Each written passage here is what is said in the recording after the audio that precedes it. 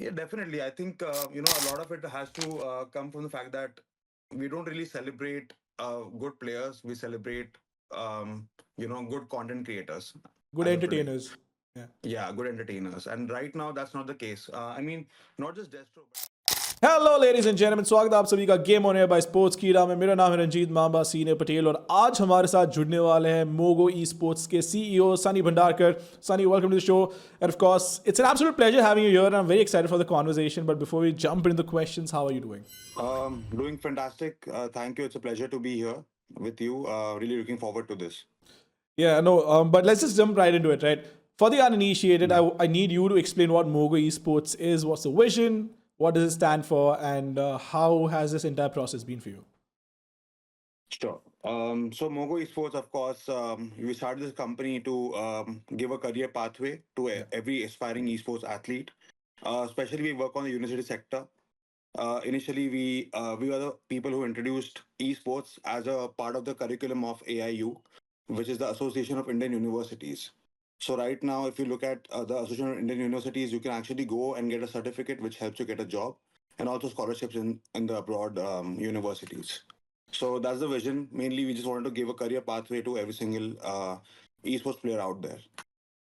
I remember this initiative, something very similar to this also back in 2017, and this happened at LPU. I'm not sure if you've heard of it, but this was way back in the day, I think 7 years ago now. And for me to see college teams show up in their varsity jackets and whatnot and be on the stage, and some of them were very new, right? But just the idea of universities embracing this is something which is wonderful. But what I want to understand is that you guys have been focusing a lot more on university. Why universities? So the thing is that in the university sector, you see everybody working in the school domain, you see everybody working in the professional domain, but the main bridge that actually drives a hobby to the career is the university sector, Yeah. and that is somewhere that was always untapped, and nobody really paid attention to it, be it sports or be it esports. So we wanted to be the pioneers of bringing that change. That's why we picked the universities and the colleges. I'm sure it's not been easy so far, unless, of course, you've had support from the players or from the stakeholders. And we'll get into the business side of things as well. But I want to talk about BGMI right now. And you've picked up a pretty solid roster. Where did that decision come from, right? Because Destro, phenomenal player, has been known as the trophy magnet, as they call him, because he won 2 back-to-back majors and whatnot, right? But what inspired that decision to pick him up and the team? So, to be honest, the decision was quite impulsive. The thing is that as soon as we got to know that they are available, we just jumped right back on it, and we just knew for a fact that it would actually encourage the university players to come towards MOGO and actually drive more towards that path. MOGO was always known as a tournament organizer, you can say, but we really wanted to make that shift and become a professional esports team, and also kind of give them a role model, give them a kind of a pinnacle to reach, so that they can aspire for more. They can aspire to play next to Destro and the lineup, and they can actually practice with them and they can play with them. Even right now, we're looking at hiring a few academy lineups, just to kind of train and develop the future university ecosystem. Yeah. I want to discuss the current esports circuit in India and the scenario that we're in right now, because Free Fire is in a very tricky space with not being available. There's Valorant, but of course, third party events that happen in 2022 are not happening. Where do you think the esports industry in India stands right now? To be honest, it's very, very promising. Our investors, they really believed in the company because they saw this scope of improvement in the ecosystem for sure. But however, as you already know, there are some gaming titles that are not really sustaining the ecosystem correctly. And even for example, Valorant right now, I think they can do much better. Um, and I think it's really a place which is a bit dicey for sure, but definitely there's a lot of scope for improvement, a lot of scope for growth. Um, and just looking at the team part of it, the team aspect of it, it's definitely difficult. But I think with the right support of the game developers and the title holders, we can definitely make a change.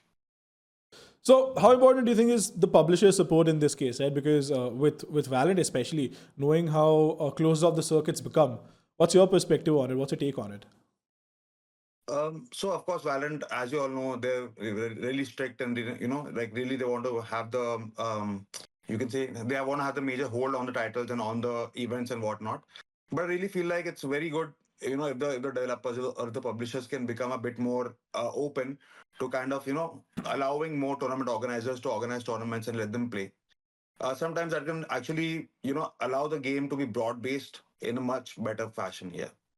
So I think the argument they've also made is that they want to maintain the quality of the product. You think it's a very tricky place for everybody involved, all the stakeholders, to maintain the integrity and the quality of the product while also making it accessible. Yeah, that's a good point actually. But I really feel like there can be checks and balances that we can run before we just give out licenses. But yeah, like I mean, like I said, there's no reason for them to not allow others to conduct such events. Like you can look at Nordwind right now, for example. Yeah. They're doing a fantastic job with BGMI, and of course, Nordwind does Valorant as well. But there are also some more tournament organizers that can really arise out of this ecosystem. So while we're talking about the integrity and the quality of the product, right?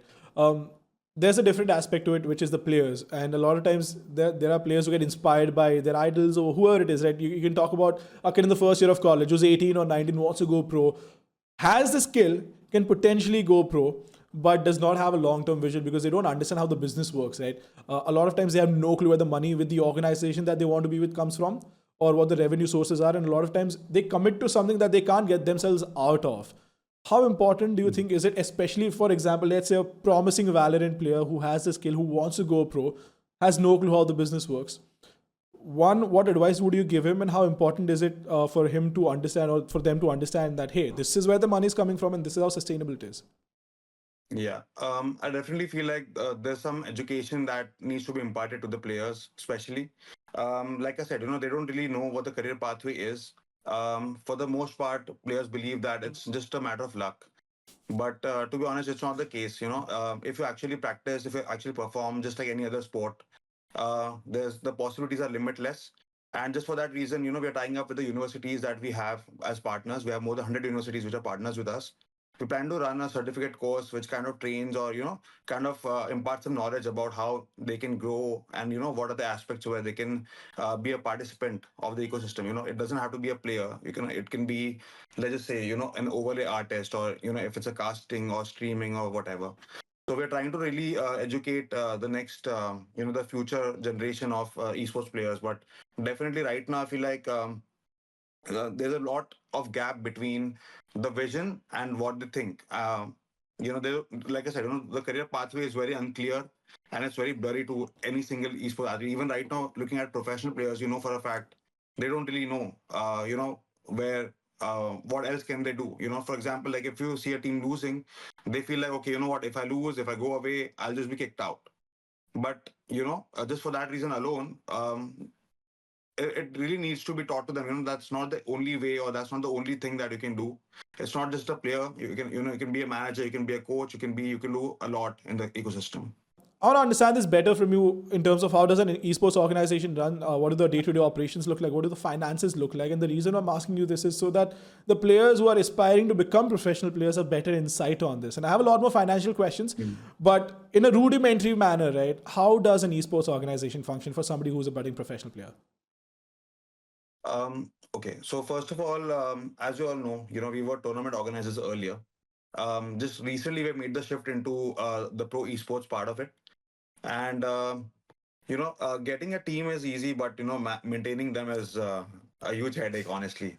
And talking about the finances, I think it can differ. I've seen some teams which actually operate on a very lean budget, whereas us on the other side, we have a lot more expenses. As you know, the lineup is well celebrated, and it's quite famous. Of course, the performance can do much better, but I'm pretty sure like they'll be there very soon. Yeah. So the finances part, I think the main thing is just figuring out where the sustainability part of it comes from. How do you actually monetize your team? How do you make sure that it's capitalized in the right way? Because as of now, we are seeing like a lot of these a lot of these esports pro teams do not really make a lot of money outside the teams. Like it's mainly from the content side of it, content creation and whatnot. Definitely there's a very huge need of, potential sponsors in this ecosystem, like, let's just say, from the computer sector or for the mobile sector to come in and, kind of support this ecosystem. But um, The budgets can be really variable. The main cost is, not just paying the salaries, but actually maintaining them, making sure that the players have every single facility that they need to perform at their elite level. You mentioned a very interesting point here that a lot of these teams do not make money outside the content side of things, right? There's a cost center, there's a revenue center, and whatnot. Do you think there's any team in the country right now which solely operates on an esports model and is actually profitable right now? Uh, yeah, actually, I can't talk about profitability, Yeah. because I haven't seen their balance sheets. But what I can say is, I really feel like Revenant is doing a great job at that. Revenant is good. Orangutan also. I mean, of course, they do content, but even the esports pro teams are independently doing a very very nice right now. Even a few teams like. I mean, yeah, the top team that I can think of is Revenant for sure. I think Okay. they have made a really good model and they have been able to sustain it very well. Even Reckoning Esports has been good, because they work on both the sectors. They have a great Valorant team and also a great BGMI team. But I'm assuming it's So, yeah. not easy because when we were talking about this, and from what I understand also, finding that fine line between making sure that you're sustainable, you're not bleeding more money than you should, and there's enough money coming only from esports is something that most of the teams can't seem to figure out, and that's the reason why they start an organization and they end up getting washed away. Right. Right. Yeah, absolutely. I think I've seen a lot of companies come and go just in a matter of maybe a span of last 2 years. So it's really important to, just burn as much as you actually can afford to and work on a sustainable model rather than just doing it all away. So how does a player protect themselves? For example, imagine I wanted to get signed and I had no clue, right? I had the skill, orgs wanted to sign me, and I had some 5 offers, three of which are new teams or four of which are new teams or new organizations. How can I vet organizations as a player and figure out which team to sign for? So I think, just as we interview employees or we interview players, the players also have the right to interview their employers or the teams that they are playing for. So it's really important to see the humanity part of it, because I think a lot of it actually, first, all your needs are catered to. And secondly, you just feel like the environment is nice and friendly. So I've seen a lot of organizations, like they're not really friendly, but just capitalistic and whatnot. But I really feel like that's something that's for the players to decide.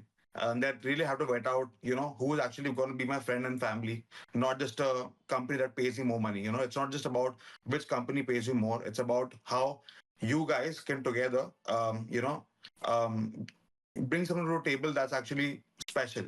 And for that reason, you need both the parties to come together and create something better for that. Fair. I want to rewind a bit, and you mentioned that MOGO Esports has always also been a tournament operator, tournament organizer.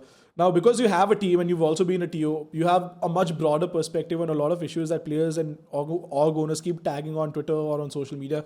One of the biggest ones, for me as well as a talent, is delayed payments or payment cycles, which to me are unacceptable. So I've come across instances where they've said they need at least, I'm not saying at most, at least a quarter to process a payment. First of all, what's your take on that? And second, what do you think, according to you, should be the standard in terms of clearing dues? See, I really feel like as long as both the parties are in agreement to a decided, payment time frame, as long as you have it in the contract or you have amenable terms, I think that's fine. Like, if you both decide, okay, I'll pay you out of 1 year, let's just say. Okay, but you guys should be on the same page with that. And I really Yeah. feel like it's very important to bring everything on a contract or on paper, so that there cannot be any disputes, or there cannot be any blame games. A lot of the times, even we've seen people, that say that, okay, you haven't cleared your dues yet, or you haven't done this, done that. But there are a lot of things that you need to do. For example, um, um, it's just very very important that you just make sure that it's on paper, it's well documented, and you proceed as per that. If you have it in the contract that we have to process payment in 7 days, you need to make sure that it's done in 7 days. You cannot hold it off for 3 months, 4 months. And I feel like if that is the case, then you have all the rights to go to the court, or go and hire a legal team or whatever. Yeah, Sunny, but it's a little tricky, right? Because first of all, most players don't have the resources, and second of all, the enforceability of a contract. Right? So I'll give you my personal example. As a matter of fact, I was working with a very reputed international organization, which did a Valorant event last year. Players have been complaining about it on Twitter. Talent has been complaining about it on Twitter. And it's a premier organization. I'm not even saying it's some new tournament operator, right? We had I think a 13-page contract, but they're not based out of India. The contract was signed in Ukraine, right? So that's what happened. So a lot of times, now what happened is we signed a contract with the tournament operator, and there were only two parties in that contract, them and I, right? It doesn't matter to me whether their revenue is coming from, whether or not they're being paid. They owe me the money once I've rendered my services. The problem is, because they are not getting paid, they've practically said now you have to deal with payments directly to the guy or to the company that wanted to execute the event in the first place. I mean, that was not in the contract. So the enforceability also becomes a bit of a question, whether or not it's in India or outside. Right? It doesn't matter. Even in India, for a lot of players, they don't have the resources, because you will end up wasting a lot more time and money in terms of getting that money back than you would have just letting it go. So my personal experience in my position right now has been 8, maybe 10 months now, and I've practically forgotten that money because I know it's not going to come in. The only thing you can do is maybe not work with them the next time. And there's not a lot of people with the privilege where they can be like, hey, you know what, I don't want this gig because I know it's a little shady, or I've not had a good experience. In that position, I feel like it's a lot trickier for people who are very passionate about esports, who still want to be involved in the industry, but they don't have any leverage. And I think that's where the humanity of it comes in. And I know there's no solution to it as such, because you either have leverage or you don't, right?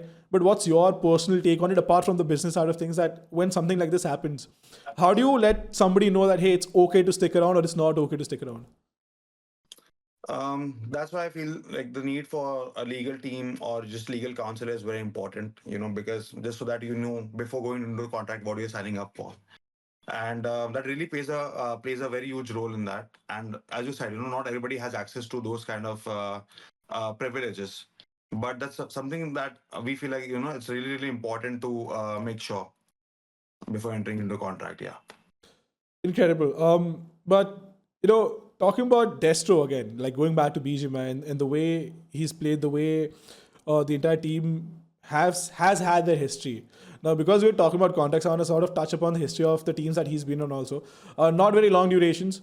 So when you do sign a player, what's the length of the contract you look at initially? Is it a very short-term contract? Is it a long-term contract? How do you approach it? Yeah, usually we just sign a 1-year deal. Of course, with a prior notice if somebody's looking out to, like kind of join another team or whatever. Yeah. As of now, our contract is quite lenient, because we just want to make sure, like, we're not holding anybody hostage. Because if that's the case, then, you're not really getting any peak, outputs from that player. So you just want to make sure that, everybody's comfortable, everybody's friendly, and everybody's nice. There's no reason to hold anybody hostage in a company just because, you signed up with us. So we look at a 1-year contract right now. There are teams which sign up longer deals. When we do the university lineups, we sign up a longer deal because we know like they don't really have any other any other team that they can go to, at least directly, because they have a long way to kind of train themselves and become better, participate in a lot of scrims and whatnot. Yeah. And with Destro's perception, right? Because he's had such a successful run in such a short time. There's a lot of buzz and a lot of conversation around the fact that, hey, maybe he doesn't have the recognition that he deserves. To me, which is a very difficult concept to understand, because how do you measure it? Right? Do you feel that he's probably not put up on a pedestal the way some of the other players or other creators have been, despite his performance? Yeah, definitely. I think a lot of it has to come from the fact that we don't really celebrate good players. We celebrate good content creators, good entertainers. Yeah, good entertainers. And right now, that's not the case. I mean, not just Destro, but if you look at Justin, if you look at Delta PG, if you look at even Robin or Shogun, I mean, they're phenomenal players. Probably, best players. Delta was I think Delta was the MVP last time. And still, I don't think he has the recognition that he deserves. A lot of it, just like I said, has to come from the entertainment part of things, which I think really drives the teams forward right now. But I think that should not be the case going forward.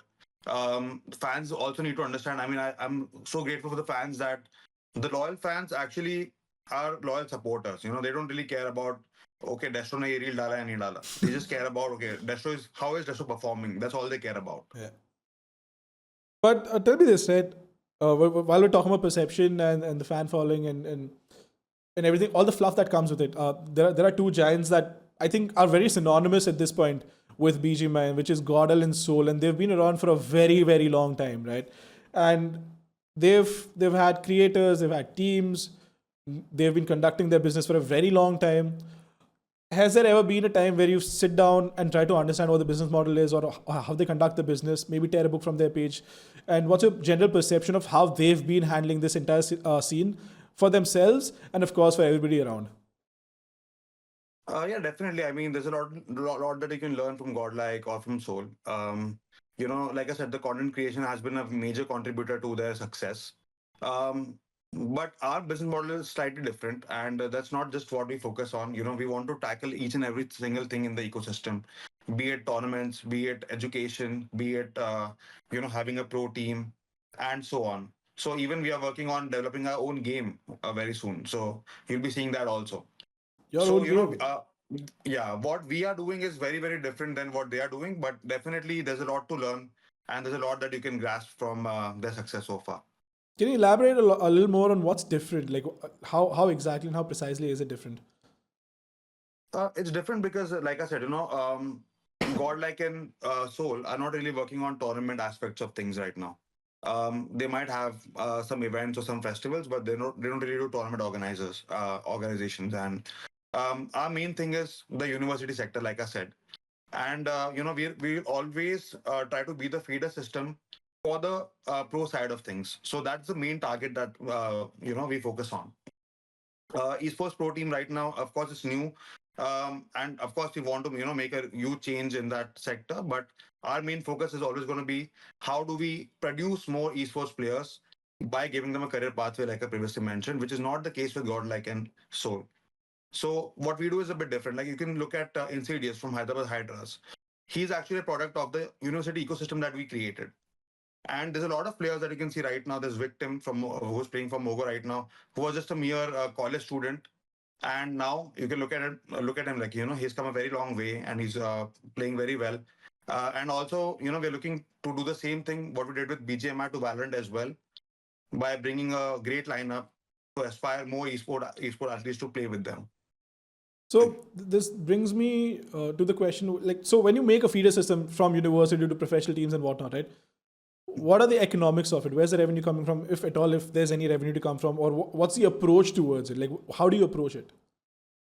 So if you look at the economics, they're mainly from the fact that we have a lot of footfall, we have a lot of participations in these universities, which attracts a lot of sponsors, who actually are always interested in doing like festivals and, those local sponsors and whatnot. So far from the revenue side, it has not been something significant. Of course, we're burning money, we're not profitable, but we're investing in it for the right reasons, and that is to build the ecosystem in the future. So when just we just want to look at the footfalls, the participation, the viewership that we get from these events, it's something that brings in a significant change. And of course, we're investing into the future.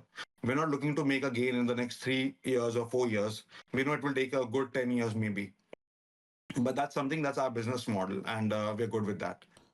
But I'm assuming there's a different revenue center, right? There's money coming in from somewhere else that you can afford to burn money for such an extended period of time, I'm assuming. Yeah, so actually, our parent company is a US-based company. It's called Mobile Global Esports Inc., which went public 2 years ago. So it's actually an IPO that we did in 2022. So that's where we got majority of the funding from. That's incredible. So to have that sort of transparency, I think is appreciable because, first of all, not a lot of people would even pay attention to any of this. But the fact that you're here openly talking about it is something I really appreciate. So thank you for that. But moving on to something My pleasure.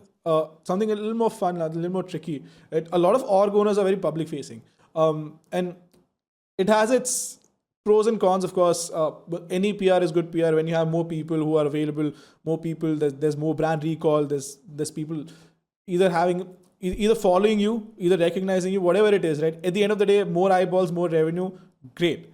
But do you think that's the only reason why most of these org owners are public facing, or there's a different reason for it? Uh, I mean, this I cannot talk for anybody else, but just from a you can say from my experience, I just feel like it's always good to have kind of that following, then fan base. Of course, numbers are the key thing right now in today's day.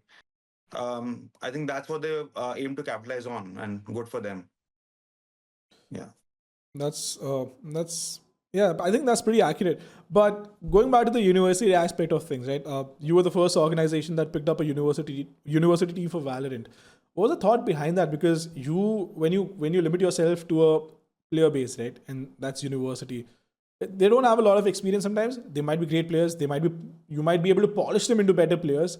But what's the vision with a university team going out there and competing in the open? So I mean, of course, the gap is huge. It's not a secret that they're not pro players right now. But the thing is that we always, it's almost like a talent hunt. We always want to get the guys who have the most potential, whom we can polish into pro athletes. And we would of course want them to be with us, be with Mogo, but that's not always the case. But yeah, like we know for a fact, like it's always good to kind of see the players come together. Just in lockdown, actually, in 2021, we had an open BGMI tournament.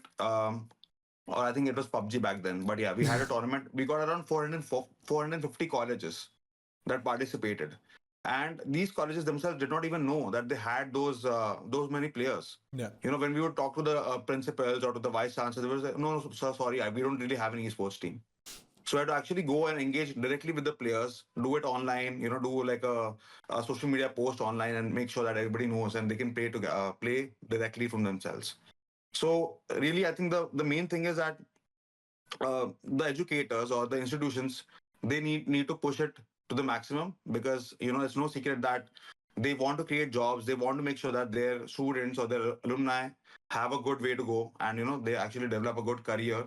And esports, of course, can be a great career if you look at it the right way. It can really be a good career pathway, and I really feel like institutions need to pay keen attention to it and encourage the players to pursue what they want to pursue.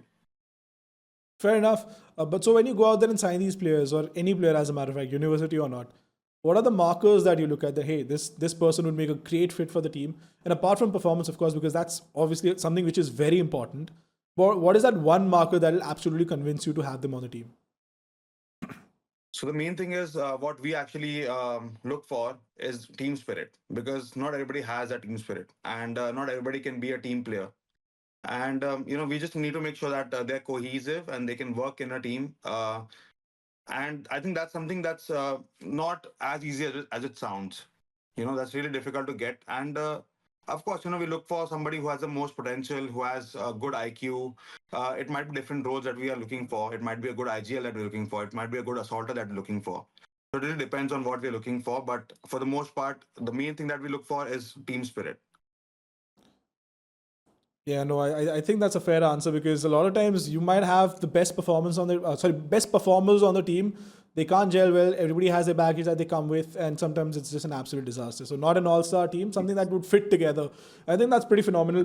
But going back to financial aspect of running an organization, I told you that I have a few more questions for it.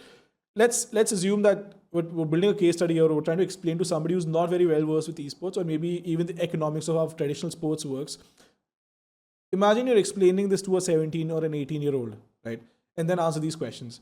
So for somebody who wants to start an esports organization, or maybe has a vision to do it maybe in a few years, I have three questions. What is the initial capex right now? What's the capital that you might need potentially for a BGMI team or a Valorant team?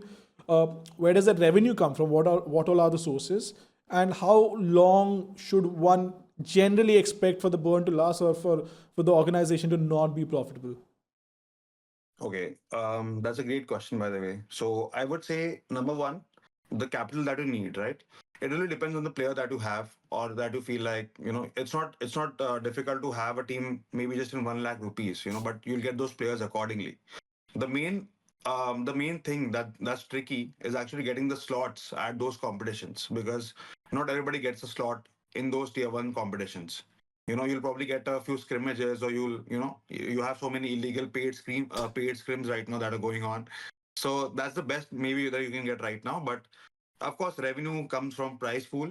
It comes from your sponsors. If you do well, if you're at the stage, if you're at the tier 1 stage. But the main thing in your capital is get those players who actually get to be on tier 1. You cannot get just anybody and play those paid scrims, because that's just going to burn your revenue, burn your capital, and you're not going to get any sustainable revenue from that. So I would say the main cap that you can start off with is around 2 to 3 lakhs. If you're not looking at a boot camp or if you're not looking at a facility. So it's good to have a boot camp. I would not say that it's needed because it's esports. It's not needed, but that's definitely something that helps. Kind of for the players to gel together, for them to kind of know each other and whatnot. So yeah, like we're looking at 2 to 3 lakh. The revenue, like I said, sponsors, prize pools, and whatnot. Of course, if your content creation side is also strong, you can also get some money from that, and probably that's the main aspect of revenue right now. So Yeah, when you say 2 to 3 lakhs, I'm assuming that's a month, right?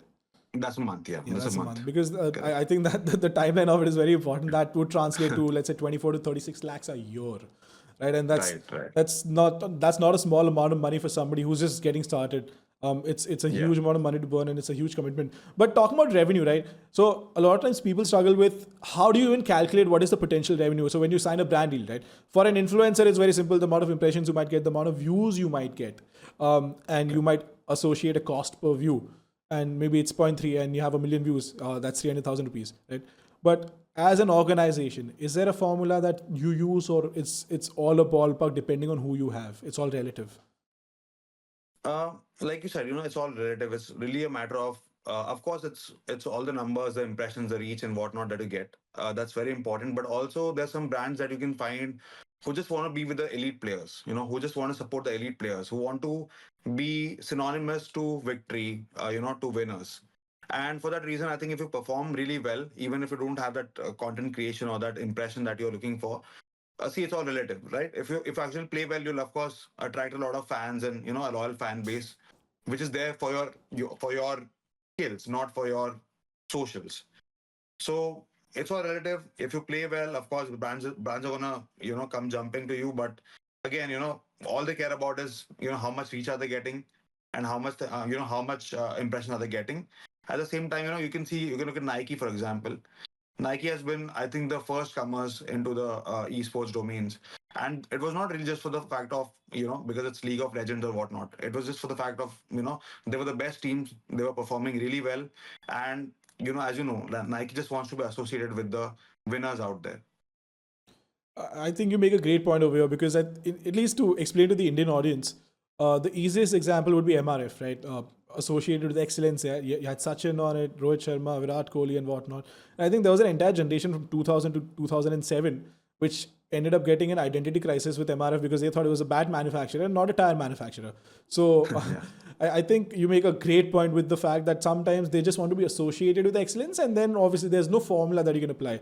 It all Right. comes down to how much leverage do you have and how much do they really want to be associated with you. But Right. moving on to the next question, right? I've heard of bidding wars in BGMI, and of course, when you have a great player who's available, everybody wants to sign them. Um, how does that play out? And do you have a number in terms of either who or how much is the highest salary you've come across in BGMI? Uh, so I think the highest salary that I have seen so far is around 4 to 5 lakhs A per month. month for one player. Yeah, for one player. And yeah, so I mean, I know the person very well, and even recently there were a few players who wanted to kind of jump teams, and who were planning to come on MOGO, but whatever. I won't get into the specifics of that, but yeah. So even they were expecting around 2.5 lakhs to 3 lakhs per month. So I think it's pretty standard for a tier one player to make or to ask for around 1 to 3 lakhs, I would say. And if you're a well celebrated player, of course, your asks go high. But at the same time, what matters is how joining a team can actually affect your brand, your personal brand. That's the main important thing. It's not just about the money, like I said. It's about the brand and what the org is doing to actually promote you as a personality. That's what's really important. No, phenomenal point. Again, there have been instances where joining an org has changed people's career trajectories. Doesn't have to mean that they end up becoming a better player or the best player they can be. But at the end of the day, there's passion. There's a passion that you might want to follow. That you want to be the best player. You want to win the biggest trophies, and then obviously there's a bigger paycheck that you might end up getting somewhere else because you become a content creator. You pivot to something else. But while we're Right. talking about the players, there's another conversation that I've come across, which is burnout, which is having 12, 14 hour long days, 6 times, 5 times a week, right? Is that Mhm. something that you've come across? And if you have come across it, how do you handle it as an org owner? Um, So of course, I mean, it's very important to, pay keen attention to, um, their mental health and, everything. But I think that's really the manager's perspective to kind of make sure that, they're not burned out and, they just sustain a very healthy kind of a gap, between work and life. And it's almost like a work-life balance, right? If you just work for 18 hours a day, 19 hours a day, you're gonna get burned out. And it's just important for us also as org owners not to just treat the players as like slaves basically. It's important for them. Yeah, it's important for them to kind of develop a relation and have a good kind of a chilled out space where they can be themselves. So it's really important. To for the managers actually to keep a keen eye on what's going on, because you see sometimes if the players don't perform well, they want to practice and practice and practice and practice, but that can be good and bad. It's all subjective. And yeah, like I think as an organ, all you can do is just kind of give them that kind of comfort where they can actually come out to you and they can tell you what they're going through, and just give them a safe space to kind of be themselves. So, do you think it's difficult to come across managers like that who understand the game aspect of it and the human aspect of it? Um, I would say we have been quite lucky with our managers, because they are really keen and passionate. And of course, the manager that we have right now is actually huge fan of the lineup that we have. So, he ensures that they have all the liberty, all the luxury in the world, even if it's going against the management. So, I think all the managers should be like that. They should be vouching for the players more than the organization. And when you have that, for a fact, okay, they're in a good, safe set of hands. But I think it's a handshake. It's a two-way street. The players need to respect authority when the manager puts his foot down or puts the foot down that hey, this is not okay. Because when you know that you have some leverage over the manager or over whoever is managing you, right? Because there's this how do you put it? Like there's no better way to put it than just this stardom effect that you might end up having on the person managing you. So I think it's a two-way street. Of course, the manager defending the players against the management, wonderful, nothing like it. But at the same time, I think that authority has to be respected by the players also, where they can be like, you know what? Okay, let's take a step back and figure this out later on. But Yeah, they cannot be abusive about it for they sure. can't be abusive about it for sure. Yeah, yeah. But moving back to MOGO and MOGO Esports and the vision around the company, right? What are the long-term goals? How do the next 3 years, 5 years, and maybe even the next 7 years play out? Because I think 10 years is too much. Mhm. So yeah, Mogo in the near future, we are looking forward to develop a lot more lineups. And earlier we were also looking at the lineup of Free Fire actually, but now because it's in the heat, we realize that it's not always safe to put all your eggs in one basket. So we're not just going to be about BGMI or about Valorant. We're going to branch off into more games, and we're going to allow a lot more talent to come and kind of audition for our team and give them a platform as well to really pursue esports as a career. So that's what we're going to get from Mogo in the near future. Of course, we're looking at a lot more tournaments as well in the university sector. But for the most part, the main thing that we're looking at right now is to get more and more lineups into more games. Fair enough. I think, yeah, Free Fire has been in a very tricky space. As a matter of fact, I was on the broadcast for the Esports World Cup for Free Fire and seeing the sort of nostalgia that a lot of followers still have. And it's been, what, almost 2 years, a year and a half, where we've not had any sort of announcements. It's, of course, very disheartening for the community, for org owners, for business owners to try and figure out how do we approach this. But I guess it's something only time will figure out. But Sunny, it's been a wonderful conversation with you, and it was also a little annoying because you're very well PR trained. I tried to get a few answers here and there, but it wasn't really possible. So props to you on that, and hopefully we get to see you around again. Definitely. Thank you so much. Pleasure.